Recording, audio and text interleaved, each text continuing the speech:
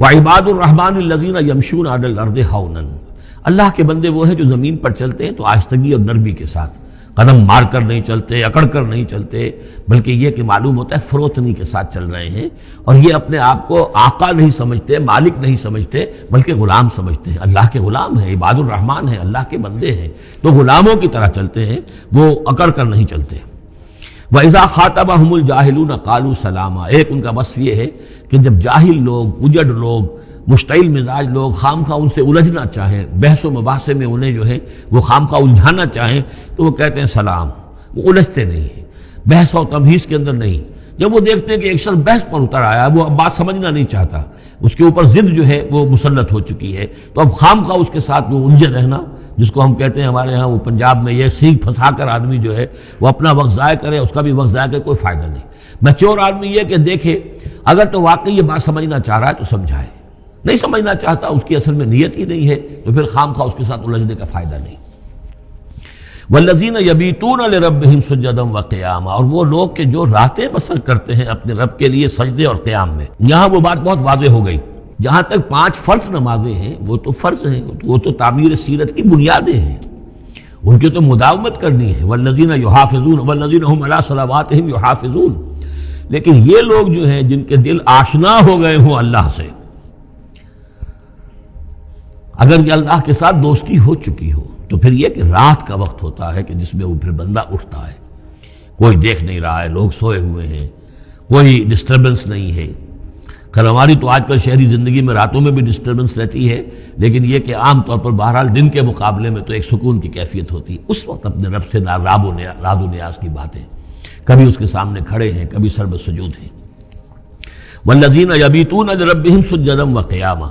والذین یقولون، اور وہ کہتے رہتے ہیں سب کے باوجود، ربنا اصرف عنا عذاب جہنم، اے رب ہمارے عذاب جہنم کو ہم سے پھیر دے، دور کر دے۔ یہ سورہ نور میں بھی ہم نے پڑھا تھا کہ وہ ساری شخصیت جو ہے بیان کرنے کے بعد وہ اس کے بعد بھی لرزاں و ترساں رہتے ہیں۔ یوما تتقلب فیہ القلوب والابصار، ڈرتے رہتے ہیں اس دن کے خیال سے کہ جس میں نگاہیں اور دل الٹ دیے جائیں گے قیامت کے دن سے۔ ان عذابہا کان غراما، یقیناً اس کا عذاب جو ہے وہ چمٹ جانے والی شے ہے۔ انہا ساعت مستقر و مقامہ، پروردگار وہ جگہ جہنم جو ہے یقیناً بہت بری جگہ ہے، مستقل قیام کے لیے بھی اور تھوڑی دیر کے لیے بھی۔ جو میں نے عرض کیا تھا کہ دنیا میں بری سے بری جگہ بھی جو ہے اس میں بھی آپ تھوڑی دیر کے لیے جائیں گے تو ریکریشن ہو جائے گی چینج کی وجہ سے،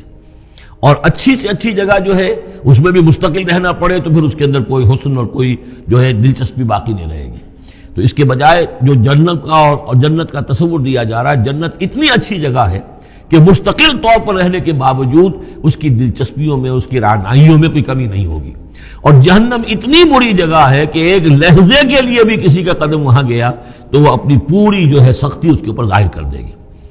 والذین اذا انفقوا لم یسرفوا ولم یقتروا وکان بین ذلک قواما، اور وہ لوگ کہ جو خرچ کرتے ہیں تو نہ تو وہ اسراف کرتے ہیں اور نہ ہی بخل سے کام لیتے ہیں، بلکہ اس کے بین بین اعتدال جو ہے واقعہ یہ ہے کہ دنیا کا مشکل ترین کام ہے، توازن اور اعتدال۔ ظاہر بات ہے یہ لوگ جو میچور ہیں، سمجھدار ہیں، اب ان کے ہاں یہ ہوگا کہ ان کے اس خرچ کرنے کے معاملے میں بھی اعتدال ہوگا۔ والذین لا یدعون مع اللہ الہا آخر،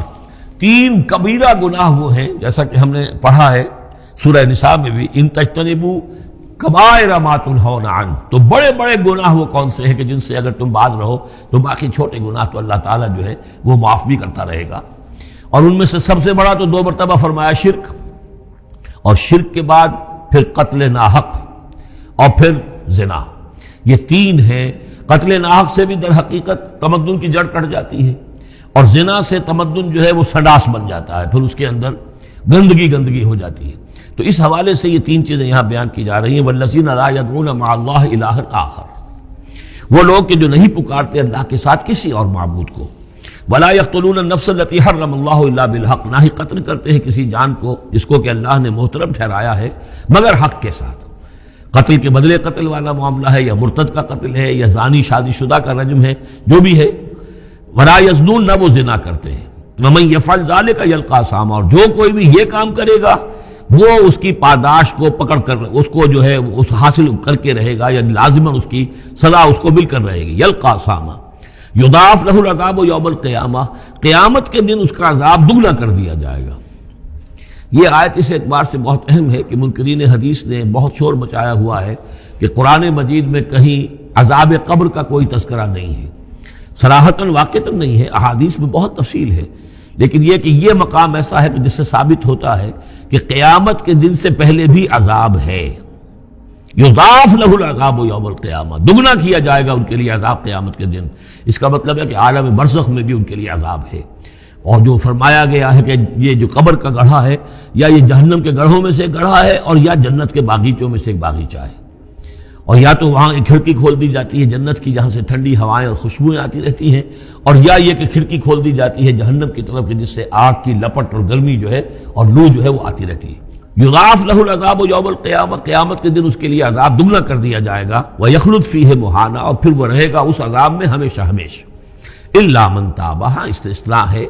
استثناء یہ ہے من تابہ، جو جس نے توبہ کر لی دنیا ہی کے اندر موت کے آنے سے پہلے ما لم یغرغر، الا من تابہ و آمن، اور ایمان لایا۔ گویا کہ جو شخص اس قسم کے گناہوں میں مبتلا ہوتا ہے چاہے وہ قانوناً کافر نہ ہو، حقیقتاً وہ کافر ہو جاتا ہے، ایمان اس کے دل سے نکل جاتا ہے، لہذا توبہ گویا کہ اثر نو ایمان لانے کے مترادف ہے۔ الا من تابہ و آمن وعمل عملا صالحا، اور وہ پھر عمل کرے نیک، فاولئک یبدل اللہ سیئاتہم حسنات، تو ایسے لوگوں کی برائیوں کو اللہ تعالیٰ نیکیوں سے بدل دیتا ہے۔ اس کے دونوں معنی ہے کہ توبہ کے نتیجے میں ایک تو نامہ اعمال میں جو اندراج ہوا تھا برائی کا وہ صاف ہو جائے گا اور اس کی جگہ نیکی کا اندراج ہو جائے گا،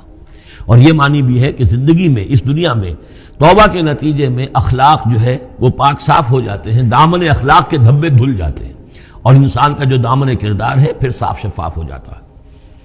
وَكَانَ اللَّهُ غَفُورًا رَحِيمًا، اور اللہ تعالیٰ غفور الرحیم ہے۔ وَمَن تَابَ وَعَمِلَ صَالِحًا، اب دوبارہ تکرار کی گئی، اور جو توبہ کرے اور پھر نیک عمل کرے، فَإِنَّهُ يَتُوبُ إِلَى اللَّهِ مَتَابًا، تو وہ ہے کہ جو توبہ کرتا ہے اللہ کی جناب میں جیسا کہ توبہ کرنے کا حق ہے۔ توبہ کی تسبیحیں ہو رہی ہوں، استغفار کی تسبیحیں ہو رہی ہوں، اور آیت کریمہ کے ختم ہو رہے ہوں 1.25 لاکھ کا اور لاکھ کا، لیکن حرام خوری جوں کی توں جاری ہو، وہ سارے غلط کام ویسے کہ ویسے جاری ہوں، وہ کوئی توبہ نہیں ہے، اس کا کچھ حاصل نہیں۔ والذین لا یشهدون الزور، اور وہ لوگ کہ جو جھوٹ کے پر موجود بھی نہیں رہتے، جھوٹ کی گواہی والی بات نہیں ہے یہاں، لیکن جھوٹ کی گواہی تو گویا کہ اس کے اندر خود بخود امپلائڈ ہے، یعنی ان کے اندر صداقت اور حق کے ساتھ اتنی غیرت ہوتی ہے کہ جہاں کوئی جھوٹ کا گزر بھی ہو وہاں وہ اپنی موجودگی بھی پسند نہیں کرتے۔ جھوٹ کا دھندا ہو رہا ہو، جھوٹ کا کاروبار ہو رہا ہو، جھوٹ بولا جا رہا ہو، یہ وہاں پر ان کی غیرت اور حمیت جو ہے صداقت کے ساتھ اور سچ کے ساتھ وہ اتنی ہے کہ وہ وہاں موجودگی بھی اپنی برداشت نہیں کرتے۔ وَإِذَا مَرُّوا بِاللَّغْوِ مَرُّوا كِرَامًا، اسی طریقے سے جب وہ کسی لغو کام کے پاس سے گزرتے ہیں تو اپنے دامن کو بچا کر گزر جاتے ہیں۔ دیکھیے وہاں بھی تھا سورہ مومنین کو شروع کی آیات میں وَالَّذِينَ هُمْ عَنِ اللَّغْوِ مُعْرِضُونَ، کہ جو لغو سے اعراض کرتے ہیں، اور یہاں یہ کہ اس کے پاس سے اگر گزر ہو بھی جائے اتفاقاً، خود تو قصد کرنا جو ہے بہت دور کی بات ہے، اس کا کوئی امکان ہی نہیں، اتفاقاً آپ راستہ چل رہے ہیں اور دیکھ رہے ہیں کوئی مداری کا تماشا ہو رہا ہے، آپ کا کوئی ارادہ نہیں تھا، لیکن وہاں رکیے بھی نہیں، وہاں سے جو ہے اپنے دامن کو بچاتے ہوئے نکل جائیے۔ والذین اذا ذکروا بآیات ربہم، اور وہ لوگ کہ جن کو جب ان کے رب کے آیات کے ذریعے سے نصیحت کی جاتی ہے، سمجھایا جاتا ہے، لم یخروا علیہا صما وعمیانا، تو نہیں گر پڑتے اس پر بہرے اور اندھے ہو کر۔ اس کے بھی دونوں معنی ہیں، ایک تو یہ کہ مخالفت پر اندھے بہرے ہو کر کمر کس لینا جیسے کہ قریش کر رہے تھے، تو گویا کہ تعریض ہے، ان پر ایک تنزیہ انداز ہے یہ کہ یہ لوگ جس طریقے سے کر رہے ہیں وہ معاملہ اللہ کے بندوں کا نہیں ہوتا۔ لیکن یہ دوسری طرف یہ بات بھی ہے کہ آیات قرآنیہ کو بھی اندھے بہرے ہو کر تو نہیں پڑھنا ہے اور سننا ہے، بلکہ غور کرنا ہے۔ افلا یتدبرون القرآن ام علی قلوب اقفالها، تو کیا یہ قرآن کی آیت پر تدبر نہیں کرتے؟ وَتَدَبَّرُوا فِيهِ لَعَلَّكُمْ تُفْلِحُونَ، تدبر کرو تاکہ تم سمجھو۔ تو اس طریقے سے محض جو ہے وہ قرآن مجید کو بھی اندھے بہرے ہو کر جو ماننا جو ہے اس سے بھی بہرحال عباد الرحمن جن کی یہاں تعریف کی جا رہی ہے ان کے مقام سے وہ جو مقام ہے ان کے مرتبے سے فروتر ہے۔